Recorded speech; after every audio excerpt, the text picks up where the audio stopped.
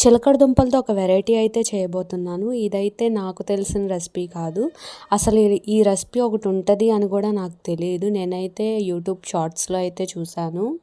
నార్మల్‌గా మనం చిలకడ దుంపల్ని శుభ్రంగా కడుక్కొని అయితే నార్మల్‌గా ఉడకపెట్టుకుంటాం వాటర్ పోసి. కానీ అలా కాకుండా ఇలా కొంచెం డిఫరెంట్‌గా చేస్తే టేస్ట్ అయితే బావుంటుందంట. చాలా రీల్స్‌లో కూడా చాలా వైరల్ అయింది. సో, నేను కూడా ట్రై చేద్దామని చెప్పి ట్రై చేస్తున్నాను. ముందుగా చిలకడ దుంపల్ని శుభ్రంగా కడుక్కొని మనకి నచ్చిన ఒకే సైజులో ఉండేలాగా అయితే కట్ చేసుకోండి. అలా కట్ చేసుకొని ఒక ప్యాన్‌లో పెట్టుకొని బెల్లం తురుము, అలానే 1 టీ స్పూన్ నెయ్యి, కొంచెం వాటర్ చిలకరించుకొని సిమ్లో పెట్టుకొని మూత పెట్టేసుకోండి. ఇట్లా మనం మూత పెట్టి తీస్తుండగా ఇట్లా కొంచెం అయితే ఉడికిపోతూ ఉంటాయన్నమాట. మళ్ళీ కొంచెం వాటర్ యాడ్ చేసుకొని మళ్ళీ మూత పెట్టేసుకోండి. ఫైనల్గా మనకి చెక్ చేసుకుంటే మెత్తగా అయిపోయినాయి అనమాట. చాలా టేస్ట్ బాగుందండి. ఫస్ట్ టైం ట్రై చేసినా కూడా. వీడియో నచ్చితే లైక్ చేయండి, మీరు ట్రై చేయండి.